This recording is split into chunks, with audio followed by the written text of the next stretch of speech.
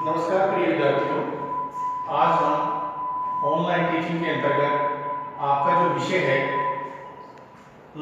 E learning का अर्थ के बारे में डिस्कस करेंगे और उम्मीद करता हूं कि आप सबको इस प्रक्रिया के दौरान ज़्यादा से ज़्यादा ये प्रक्रिया सहायक होगी और कहीं ना कहीं आपकी जो सीखने की क्षमता है बढ़ेगी।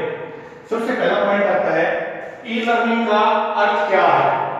ई लर्निंग होती क्या है? ई लर्निंग को अगर हम कहें इलेक्ट्रॉनिक लर्निंग वह लर्निंग होती है जिसके अंतर्गत आप कंप्यूटर, इंटरनेट, पाठ्य पुस्तक या अन्य सामग्री को ऑनलाइन स्टडी को ही इलेक्ट्रॉनिक लर्निंग बोला जाता है। कि भी आपको ऑनलाइन पढ़ाना, ऑनलाइन छात्रों को सिखाना। जैसे आप कंप्यूटर पे स्मार्ट क्लासरूम के माध्यम से पढ़ते हैं या कहीं ना कहीं आप लोग जो कक्षा में प्रयोग होते स्मार्ट क्लासरूम है या एजुसेट के माध्यम से पढ़ते हैं या आप ऑनलाइन टीचिंग करते हैं, ये सारे के सारे क्या कहलाते हैं? ई लर्निंग कहलाते हैं। आज नेक्स्ट हमारी बात है ई लर्निंग की विशेषताएं। ई लर्निंग की क्या क्या विशेषताएं हैं? सबसे पहली विशेषता है अधिगम प्रक्रिया को प्रभावशाली बनाना। कि जो ई लर्निंग प्रक्रिया है उसके अंतर्गत हमारी जो अधिगम प्रक्रिया है यानी सीखने संबंधी जो सबको सिखाया जाता है उसको मजबूत बनाना, प्रभावशाली, जिसका प्रत्यक्ष या अप्रत्यक्ष रूप से छात्र पर बहुत ज्यादा प्रभाव पड़े। क्यों पड़े? क्योंकि जो ई लर्निंग है, ई लर्निंग में बच्चे का इंटरेस्ट होता है, रुचि होती है, और जब छात्र की रुचि होती है तो वहां पे बच्चे की जो सीखने की क्षमता है वो बढ़ती है, न कि कम होती है। क्योंकि जो अधिगम प्रक्रिया है जिससे हमारी लर्निंग जुड़ी दी गई है उसमें अधिगम के 3 ला के बारे में बात की गई है कि भी प्राथमिक नियम और गौण नियम। प्राथमिक नियम में 3 नियम आते हैं। लॉ ऑफ रेडीनेस यानी तत्परता का नियम, लॉ ऑफ प्रैक्टिस अभ्यास का नियम, लॉ ऑफ इफेक्ट प्रभाव का नियम। तो प्रभाव तब होगा जब कहीं ना कहीं छात्र शारीरिक और मानसिक रूप से इसमें इंटरेस्टेड होगा। और जो ई लर्निंग प्रक्रिया है, ई लर्निंग में छात्र का इंटरेस्ट अपने आप बढ़ता है, जिसकी वजह से प्रभावशाली बन जाती है। उसके बाद लचीली एवं ज्ञानपूर्ण शिक्षण विधियां। जो ई लर्निंग है वो लचीली होती है। लचीली क्यों कही जाती है? क्योंकि छात्र अपनी सुविधा के अनुरूप सीख सकता है। घर पे बैठ के, किसी एकांत स्थान में बैठ के, किसी क्लासरूम में बैठ के, यानी हर जगह पे जैसे उसको सुविधा होती है उसके अनुरूप सीख सकता है। और ज्ञानपूर्ण शिक्षण के लिए क्यों कहा जाता है? क्योंकि जो ई लर्निंग है, ई लर्निंग के अंतर्गत छात्रों को भरपूर ज्ञान प्रदान होता है। जैसे अगर आप नेट पे जाए, नेट पे जाने के बाद आप कोई भी टॉपिक आपके मन में क्लियर नहीं है, जैसे आप कहें कि भारत की प्रथम स्वतंत्रता संग्राम कौन सा था, तो आप नेट पे जाएंगे, गूगल पे जाने के बाद आप क्लिक करेंगे कि जो प्रथम स्वतंत्रता संग्राम, तो अपने आप उसकी भरपूर डिटेल आपके सामने आ जाएगी। इसी का रहता है ये ज्ञानपूर्ण शिक्षण विधि है। उसके बाद है मूल्यांकन में शीघ्रता। कि जो ई लर्निंग के अंतर्गत हम छात्रों का मूल्यांकन आसानी से कर सकते हैं या जल्दी कर सकते हैं, अल्प समय में कर सकते हैं। क्यों कर सकते हैं? क्योंकि मान लो हमने ऑनलाइन किसी की परीक्षा दी, ऑनलाइन परीक्षा लेने के बाद उसको हम बहुत जल्दी, जितना पॉसिबल हो सकता है, एज सून एज पॉसिबल, जितना जल्दी हो सकता है हम उसका परिणाम घोषित कर सकते हैं या मूल्यांकन कर सकते हैं। जैसे आजकल चलता है कि ओएमआर शीट आती है। जैसे आप कोई भी कॉम्पिटिटिव एग्जाम का पेपर देते हैं तो उसमें ओएमआर शीट में सर्कल डाल कर दिए जाते हैं और उनके ऑप्शन अंडर कंप्यूटर में फिल कर जाते हैं। जैसी शीट को उसके साथ स्कैन होगा तभी आपका रिजल्ट उसके सामने डिस्प्ले हो जाता है। ये प्रक्रिया होती है। ज्ञान का प्रबंधन यानी ज्ञान प्रबंधन, जो ई लर्निंग है वो आपके ज्ञान को मैनेज करती है, प्रबंधन करती है। क्योंकि आपको ज्ञान का प्रबंधन में होता है कि हम किसी भी वस्तु को या किसी भी टीचिंग प्रैक्टिस को या किसी भी शिक्षण विधि को कितने प्रभावी एवं सकारात्मक ढंग से प्रस्तुत कर सकते हैं, समय के अनुरूप प्रयोग करना, वो प्रबंधन कराता है। कि जैसे जैसे समय परिस्थिति आएगी तो ई लर्निंग के अंतर्गत बहुत सारा ज्ञान होता है। और जैसे आजकल आप पढ़ते हो कि ऑनलाइन टीचिंग में क्या होता है? टीचर आपके सामने भिन्न तरह की पीपीटी प्रस्तुत करता है कि आप उनमें से सेलेक्ट कर लेते हैं कि ये सबसे अच्छी होगी और आप उसको आगे चल के ज्ञान को प्रयोग भी कर सकते हो। होता है ज्ञान का प्रबंधन करना। उसके बाद है सुविधा अनुसार अधिगम। कि जो सुविधा अनुसार अधिगम क्या होता है? कि जो ई लर्निंग है वो छात्रों के अनुरूप है। क्यों है? छात्र जब चाहे, जहां चाहे, जैसे चाहे बैठ के इस ज्ञान को आसानी से ग्रहण कर सकता है। उसके बाद है किसी तकनीकी की उप प्रणाली नहीं है।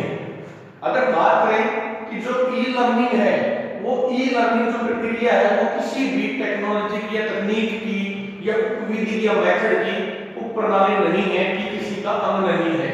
यह एक स्वतंत्र प्रक्रिया है जिसमें छात्रों को सीखने की अत्यधिक वृद्धि होती है। छात्र इसमें ज्यादा सीखते हैं और इसको किसी के अंतर्गत अध्ययन नहीं किया जाता है।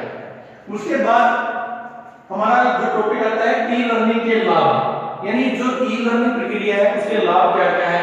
सबसे पहला आता है लचीलापन, कि जो ई लर्निंग है वो फ्लेक्सिबल होती है। फ्लेक्सिबल कैसे? क्योंकि छात्र इसमें एक विशेषता है हमारी कि सुविधा अनुसार सीखना या अधिक लचीला ज्ञान शिक्षण, तो वो सारा का सारा से लाभ है। क्यों है? क्योंकि छात्र अपनी सुविधा के अनुरूप इसको सीख सकता है, जैसे चाहे, जब चाहे। चाहे कोई फिक्स है, जैसे अगर क्लास में जाएंगे, परंपरागत क्लासरूम की बात करें जिसको औपचारिक शिक्षण भी बोला जाता है। औपचारिक शिक्षण के अंतर्गत आपका समय फिक्स होता है, कक्षा का फिक्स होती है, समय सारणी फिक्स होती है, अध्यापक फिक्स होता है। लेकिन ई लर्निंग के अंतर्गत ऐसी कोई भी प्रक्रिया स्थायी नहीं होती है, क्योंकि छात्र को जब किसी भी बात का डाउट होता है वो तभी उस ज्ञान को अपने को दूर कर लेता है, या जब उसका मन करे सीख सकता है, जब उसको मन नहीं करता है तो वो उस चीज से अलग भी रह सकता है। उसके बाद आते हैं स्वगति, जो दूसरा लाभ इसका है वो स्वगति होता है। स्वगति होता है सेल्फ लर्निंग, कि जो अधिगम होता है वो हम अपनी गति के अनुसार सीखते हैं। कि जो ई लर्निंग के अंतर्गत जो छात्र है वो अपने ज्ञान का भंडार उत्पन्न करता है, और उत्पन्न करने के साथ साथ जैसे जैसे उसको सुविधा होती है, जैसे जैसे उसका इंटरेस्ट बढ़ता जाता है, वो अधिक से अधिक सीखने का प्रयास करता है। उसके बाद आता है गुणात्मक अधिगम सामग्री। गुणात्मक अधिगम सामग्री क्या है? कि छात्रों में जो ई लर्निंग प्रक्रिया है उसके द्वारा अनेक तरह के गुणों का समावेश किया जा सकता है, क्योंकि एक नहीं अनेक सारे गुण छात्र अपने अंदर उत्पन्न करने में सक्षम होता है। और छात्र कैसे होंगे? क्योंकि ई लर्निंग के अंतर्गत ऑनलाइन लर्निंग है, नेट बेस्ड है, इंटरनेट के माध्यम से पढ़ना। इंटरनेट के माध्यम से छात्र एक विषय पहलू नहीं अनेक सारे पहलुओं की एक जानकारियां अलग समय में प्राप्त करने में सक्षम होता है। इसलिए इसे कहते हैं गुणात्मक अधिगम सामग्री, यानी इसमें छात्र में भिन्न भिन्न प्रकार के पहलुओं के बारे में भिन्न भिन्न गुणों का समावेश होता है। नेक्स्ट हमारा है सार्वभौमिकरण। सार्वभौमिकरण क्या होता है? यूनिवर्सलाइजेशन होता है कि जो ई लर्निंग है वो संपूर्ण विषयों में लागू है, यानी सार्व प्लस भौमिक, यानी सार्व माने सभी जगह और भौमिक भूमि पर, यानी वह प्रक्रिया जो संपूर्ण भूमि पर एक समान रूप से लागू होती है, और ई लर्निंग प्रक्रिया सार्वभौमिकरण है। आप देश के किसी भी कोने में जाएंगे तो आप वहां पे ई लर्निंग के माध्यम से सीख सकते हैं, ऐसा नहीं सीख सकते हैं। नेक्स्ट हमारा है आवश्यकताओं के अनुसार सीखना। छात्र की आवश्यकताओं के अनुसार इसमें भिन्न भिन्न तरह का ज्ञान आपका ई लर्निंग के अंतर्गत दे सकते हैं। और उसमें क्या क्या ज्ञान होता है? जैसे छोटे बच्चे होते हैं उनको प्ले मेथड से, कार्डबोर्ड के माध्यम से पढ़ाना, इमेजेस के पिक्चर्स होते हैं उनके माध्यम से पढ़ाना, या उसके बाद जो थोड़ा सा बड़ा लेवल हो जाता है उसमें स्टोरी टेलिंग मेथड से या प्ले कोई नाटक दिखा के कोई कहानी दिखा के उसके माध्यम से पढ़ाया जा सकता है, या लर्निंग बाय डूइंग करके सीखने में भी इसी प्रक्रिया को कहा जाता है। उसके साथ साथ जो आवश्यकता है, आवश्यकता क्या है कि कई बार क्या होता है कि जो आपकी कक्षा कक्ष होते हैं, जैसे औपचारिक कक्षा कक्ष में मैं बात करता हूं, औपचारिक कक्षा कक्ष में क्या होता है कि छात्र ऊब जाता है तो वो उसमें पढ़ना नहीं चाहता, तो लेकिन अगर ऑनलाइन या ई लर्निंग के अंतर्गत छात्र ऊब जाता है तो वो उसको ना करे तो उसकी सुविधाजनक हो गया, और जब उसका मन करे तब तो उसको सीख सकता है। किसी तरह है आवश्यकता अनुसार सीखना। उसके बाद अगर करते सीखने में सहायक लर्निंग बाय डूइंग, यानी करना क्या होता है?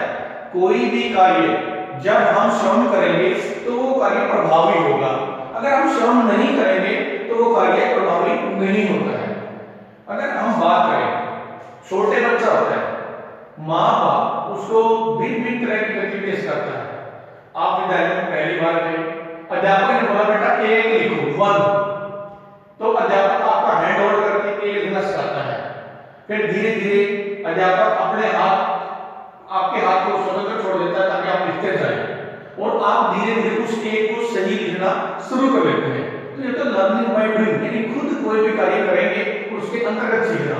और ई लर्निंग यही है कि ई लर्निंग के अंतर्गत भी हमने नेट का कैसे प्रयोग करना है, क्या सर्च करना है, किस प्रकार का मेथड रहेगा, क्या लिखना है, वो सारी की सारी विधियां, सेव कैसे करना है, प्रिंट कैसे लेना है, वो सारी की सारी इसके अंतर्गत हम सीखते हैं। नेक्स्ट हमारा आता है मानकीकरण। मानकीकरण कुछ पैरामीटर्स की बात आती है कि ये जो ई लर्निंग प्रक्रिया है वो मानकीकरण होती है।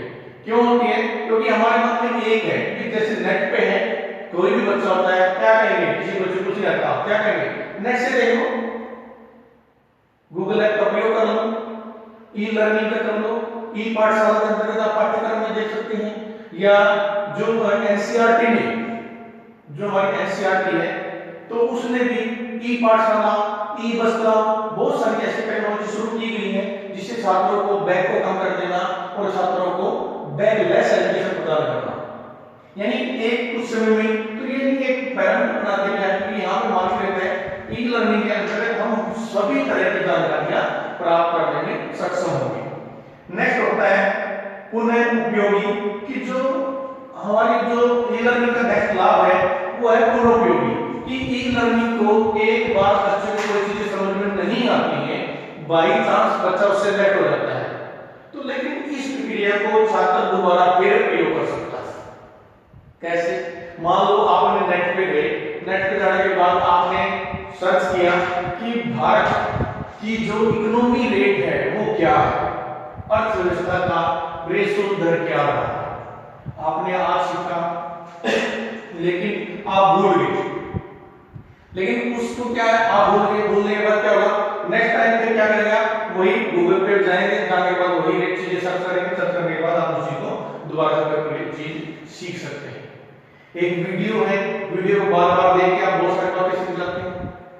जैसे थर्स्टी करो की कहानी आपने सुनी होगी, प्यासा कौवा की कहानी, अगर उसको एक नाटक के रूप में, प्ले के रूप में, इमेज के रूप में दिखाया जाएगा तो छात्र उसको बार बार देखने के बाद समझ आता है ये कौवा है, प्यासा है, ये दूर दूर रह है, इधर नहीं उठाएगा, तो वो सारा का सारा पुनः उपयोगी कहा जाता है।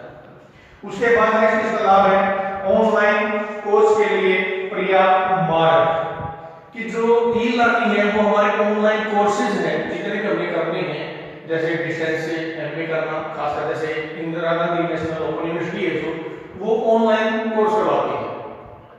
उसके साथ साथ एनसीईआरटी ने ई बस्ता प्रक्रिया शुरू की हुई है। इसके साथ साथ अगर ई बस्ता के बाद अगर हम बात करें ई लर्निंग, इलेक्ट्रॉनिक लर्निंग, डीईएच या नेट लर्निंग, वो सारी की सारी प्रक्रिया क्या होती है, जितने भी हमारे कोर्स हैं वो हमारा उसका आधार बन जाते हैं कि ऑनलाइन जो कोर्सेज हैं उनको हम पर्याप्त मात्रा में ई लर्निंग के माध्यम से सीखने में सहायक होते हैं।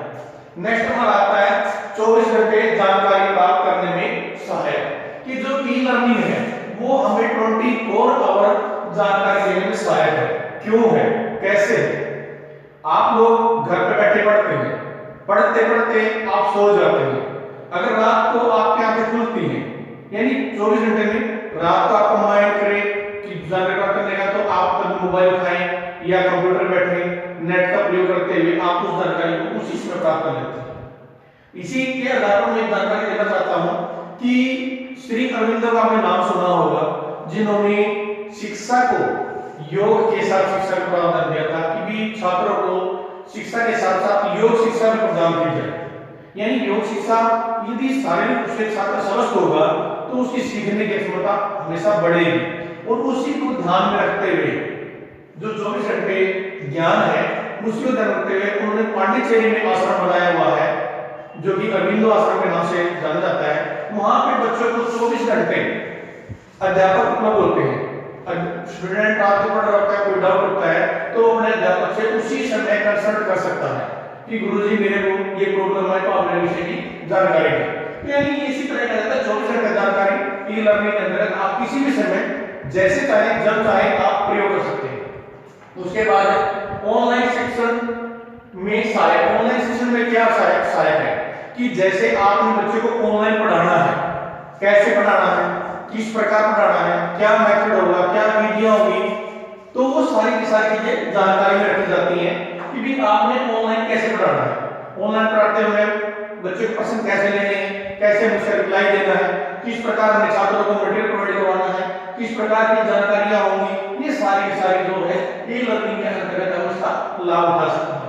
नेक्स्ट और लास्ट है अंशकालिक कार्य में सहायक। अंशकालिक कार्य सहायक में क्या होता है, जो आपका अंश है भी एक काम आपने करना है, वो मान लो आपने आज एक काम करना है, आप किसी भी समय कर सकते हैं, आपको कंडीशन दे दी आपको 5 दिन है या 5 मिनट है या 10 मिनट है या 1 घंटा है या 2 घंटे या 10 घंटे, 10 घंटे में आपने काम कंप्लीट करके देना है, आपका मन चाहे जब भी आप उस कार्य को पूरा करके कर सकते हैं, यानी आपको जानकारियां कभी प्राप्त हो सकती है।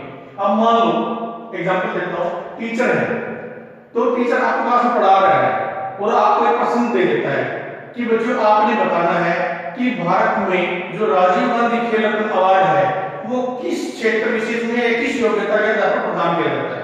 तो छात्रों के मन में क्या उसमें उत्तर नहीं है, लेकिन कुछ समय अंशकालिक यही होता है, समय का कुछ हिस्सा वो प्रयोग करते हुए नेट को सीख प्राप्त करते हैं और अध्यापक की बात का नेक्स्ट मिनट में रिप्लाई दे देते हैं। तो इसमें भी ये चीजें सहायक है। ई लर्निंग के अंतर्गत हम अल्प समय में भिन्न प्रकार की जानकारियां प्राप्त कर सकते हैं। अच्छा प्रिय विद्यार्थियों, आज हमने ई लर्निंग के बारे में के जो विशेषताएं हैं और लाभ हैं उनके बारे में पढ़ा और आगे हम इसके टॉपिक को आगे कल करेंगे। तो तब तक आप घर पर रहें, लॉकडाउन के नियमों का पालन करें, सुरक्षित रहें और इन्हीं के साथ जय हिंद जय भारत।